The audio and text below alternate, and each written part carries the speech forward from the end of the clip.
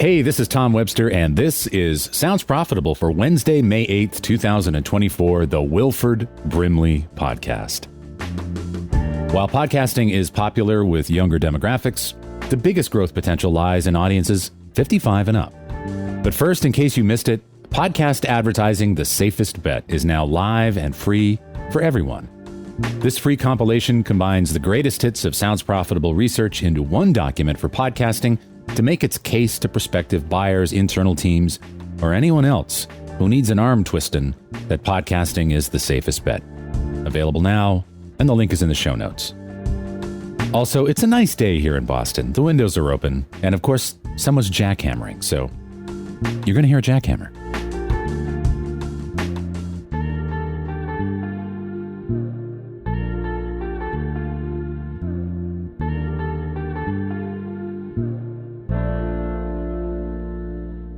I just had a nice, close, clean shave. I didn't cut myself once. It was, dare I say, a pleasurable experience. And it got me thinking about Wilford Brimley. And I'm sure you remember Wilford Brimley. If you're internet years old, the guy you're thinking of is behind the diabetes meme. But even more people know him as the star of Cocoon, which was the basis of an also internet famous comparison that shows Tom Cruise at the same age making Mission Impossible as Wilford Brimley was in the making of Cocoon. Now, Wilford was 50 when he made Cocoon. Tom Cruise today is somewhere between 61 and 6001. It's kind of hard to tell. This comparison is often trotted out as an example of how we're all living longer and aging better than we used to, but I can tell you something else about that picture of Tom Cruise and Wilford Brimley side by side. Both men are wearing a lot of makeup, and one of them has had some work done. Now, it's good work, but it's work nonetheless. Now, hint, it isn't Wilford. I mention this because I want to talk about where the biggest growth opportunity lies for podcasting. In the last 5 years, thanks largely to YouTube and Spotify, podcasting has grown enormously with younger Americans, particularly 18 to 34s. In last year's Sounds Profitable study, The Medium Moves the Message, we learned that the overall reach of podcasting with 18 to 34-year-olds was nearly equal to that of television and catching up with AM/FM radio. And a lot of agency people I presented that to over the past year were a little surprised by that. We often talk about podcasting as an engagement medium, but if you're trying to reach young Americans, you can reach them at scale with podcasts as well. But that is not what should stand out to you about the demographic data from podcasting. No, if you're like me, your eyes are drawn to the right side of that graph, where the olds are. The average reach of 55 plus with podcast listening, AM/FM, and television. 74% of 55 plus watch TV, 68% listen to AM/FM radio, and 14% listen to podcasts. That's compared to 50% for 18 to 34. This is a conversation that I have with a lot of publishers. If you want to grow your audience, you can either try to be an existing podcast listener's sixth favorite show, or you can try and create a new podcast listener. If you opt for the latter, the math is pretty obvious. They're going to be older. There's no question that the biggest growth opportunity for podcasting is 55 plus. And to some extent, that's going to happen organically as existing listeners age into that demographic. But if we really want to grow podcasting as a medium, we've got to start attracting and retaining older listeners. It's the great blue ocean of new potential for the format. To do that, however, we have to talk about the great elephant in the monetization room, the relative lack of interest on the part of advertisers in marketing to the 55 plus demo. This continues to perplex me. I'm often asked to provide sales teams with 25 to 54 numbers of our data for buyers, which is the top end for such requests. I'm never asked to provide 55 plus numbers, except for the most specific requests. And yet, so many brilliant content producers are 55 plus, and some of the top sellers in podcasting are 55 plus. Walk into a brand team meeting at an agency, though, and you'll very likely see the same picture. A room full of 25 to 34-year-olds with an older manager. And this is less about overt ageism and more about the churn of agency life. It's a tough business. Now, before you accuse me of being ageist, I'm not suggesting that younger professionals are somehow unable to do the work of marketing to the 55 plus demo. What I would say is that pushing back against stereotypes and advocating to brands that the 55 to 74 demo also sleep on mattresses and order food and have even more money to do so has been a slow process, and maybe not the first inclination a brand team has.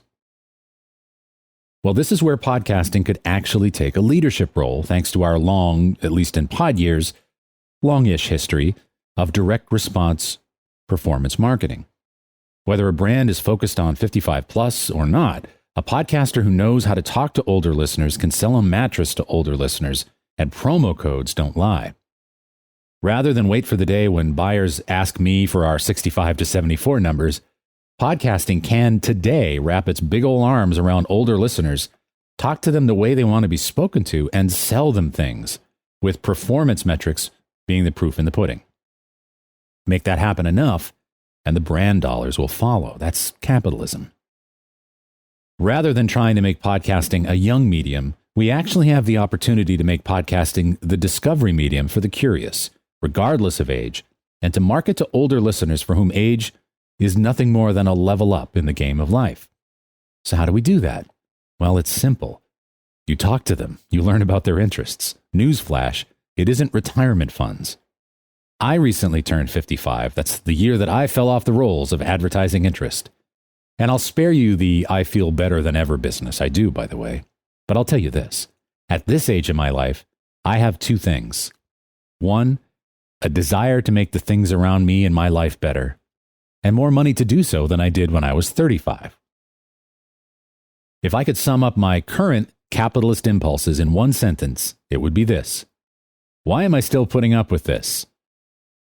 You know, when I was younger, I put up with a lot of things I really didn't know any better about, like shaving. For over 30 years, I shaved with a disposable razor that contained a cartridge with an ever-increasing number of blades. I think 5 the last time I used one. Disposable razors and cartridges suck. You know this. I know this. They are the printer toner scam, but for your face.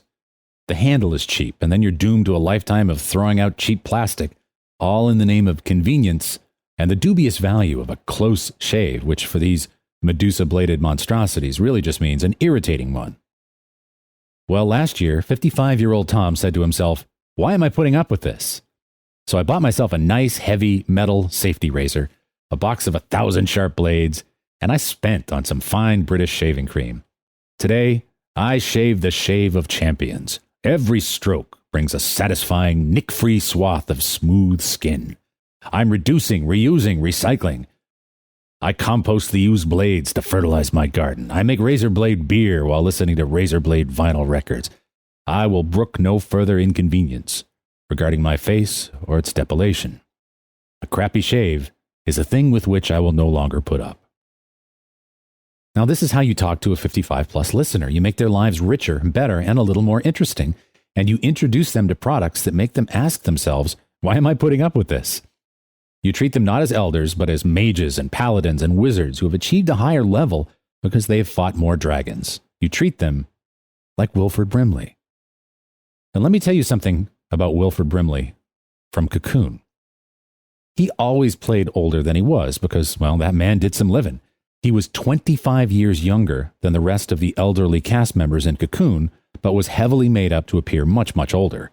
Hence the picture. He was 50, but he was made up to look 75. Wilford Brimley was a Marine. He dropped out of high school at 14 to become a cowboy, an honest-to-God Jimmy from Yellowstone cowboy. He was a ranch hand, a trick rider, and eventually a Hollywood stuntman before he even started acting. That man did some living. You want to reach 55 plus?